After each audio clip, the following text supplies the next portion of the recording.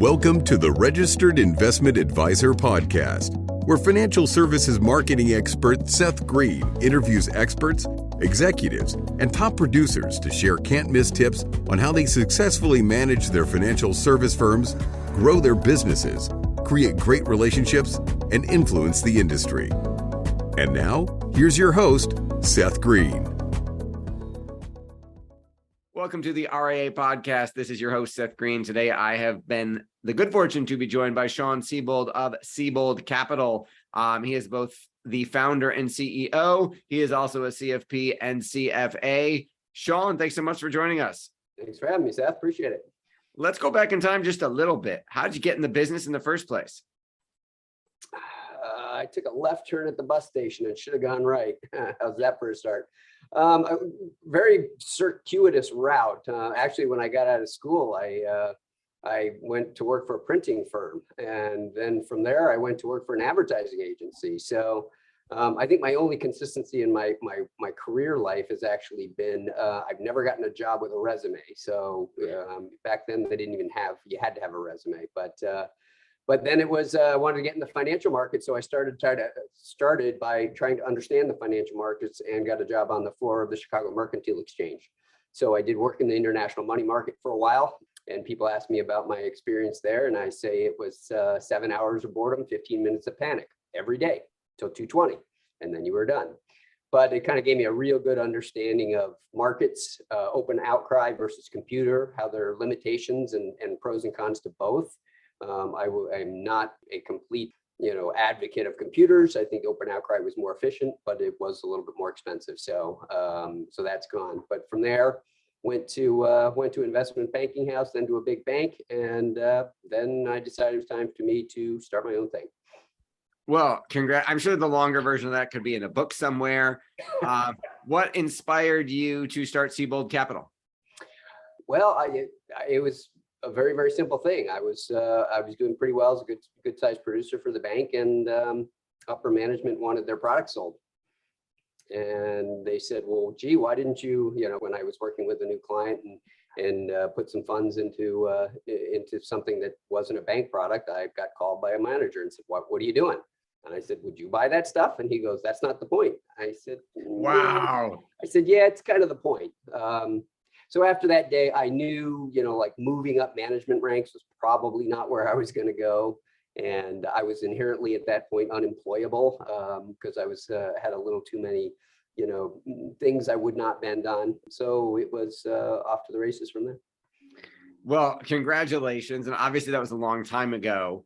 How did, other than not wanting crappy bank products sold to your clients, how do you position Sebold Capital as different? I believe you've got some stuff. You've positioned it more like a multifamily office in terms of, hey, we're your personal CFO. Talk a little bit about that. Well, our positioning, we work with a lot of business owners who've gone through liquidity events. And really what we're trying to do is we're trying to help our clients. I mean, what's a success for us is helping our clients get to their life of significance after transition. So it's that, but it's, I guess a simpler way to say it is defining life as not economic. It's now, I'm looking after life goals. So they've done what they've done. I don't need to focus on economic goals. I can delegate that to somebody who's got a lot more experience and does it full time. And I can spend my time prioritizing on things that are really important to me, like, working with my kids, my grandkids, whether it's, helping out with legacy issues there, whether it's working with charitable organizations, whether it's, going into politics, going into something that they think they can put a dent in the universe. And that's what we're really trying to help our clients do by manage their money in concert to make sure it supports this vision. How do you market that to get folks to find you? Well, our data and what is very consistent is people find us through their professional advisors. We work very closely with a lot of networks of professional advisors that have been working with some of these clients that need a level up of what they're trying to accomplish from a delegation perspective, from a scope perspective. So we work very closely with those to, give people an understanding of what's available out there. As you know, the wealth management, when I say wealth management industry, what is it? I would say 92% go, it's all investments, but we do some of that other stuff. Well, we don't look at it that way. It's the other stuff is really important. If I was once on a panel with as a CFP and a CFA, and somebody asked me the question, what's more important?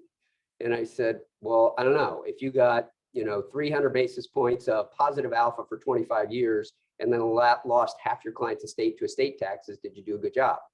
So it is, it's very focused on all the things that are part of building wealth for a client, not just the investments. They're a critical part, and obviously you have to do that well. But the other stuff is also important and can be even more economically valuable to a client. Absolutely. Now you're in Lisle, Illinois, which might not be known as a hotbed of mergers and acquisition activity. How are you finding those business owners getting near liquidity events?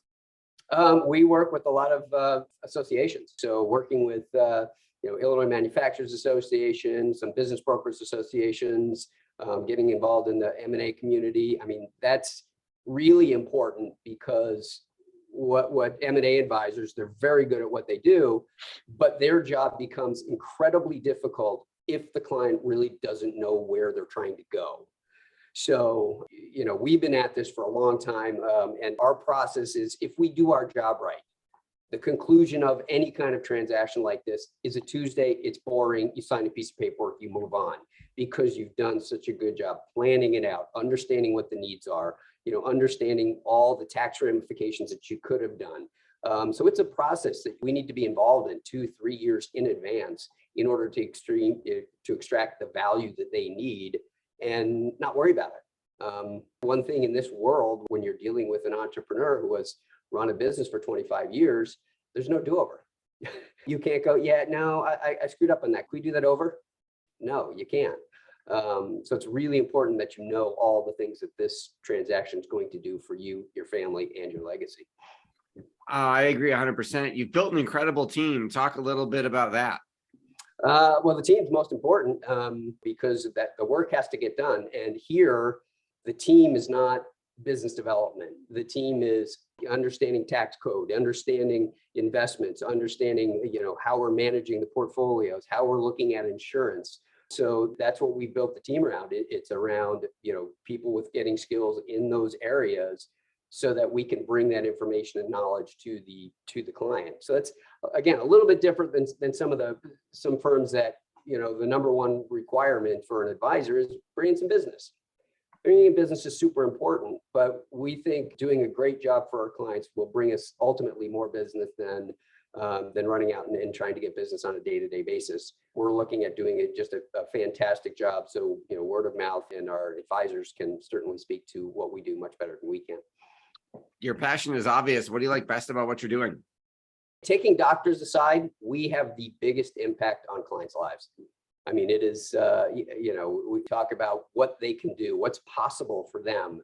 And to see that happen, to see a client get to a point where they can, write a big check for a donation, or make an impact, because of what they've done on a family member, on a long lost family member, or even getting the business to the people within the workers within the company. Watching that stuff is really what's magical about it. Again, making a dent in the universe is really kind of cool, and there's no other job that does that, unless you're a doctor. Very, very well said. You also are quite a bit of a contributor. You write, you create a lot of content, you put out a lot of resources for clients and for folks to learn about you. Where do you go for inspiration? I'm constantly looking for, people that are driven to succeed. They want to accomplish things. Those are the people I get my passion from. It's, whether it's attorneys, it's accountants and business owners. I belong to quite a few business owner groups. Watching an entrepreneur saying, what can we do here? And you can say, this can be changing for, life changing for a lot of people. Those are amazing things. I was just at a meeting and we were talking about the amazing, advances in medical stuff that we don't hear about because doctors are terrible salesmen. And you're like, who's going to let people know that there are these amazing technologies out there? And you know, in some cases it has to be us, but we're not doctors for goodness sake. But to watch some of these, you know, some of these new technologies that literally have the ability to add 5-10 years to your life, that stuff is pretty cool. So, you know, eyes open, ears open, look around, ask questions. That's where we really get it. Well, we know your time is incredibly valuable. We greatly appreciate you sharing some of it with us. For our folks who are watching and listening, where is the best place for them to go learn more about you? www.seboldcapital.com is where you can find us, and you can give us a call at 630-548-9700 if you still have a landline. All right. Well, we greatly appreciate your time, Sean. Thanks again for joining us. All right. Thanks, Seth. Appreciate it. Thanks, everybody, for watching or listening. We'll talk to you or see you next time.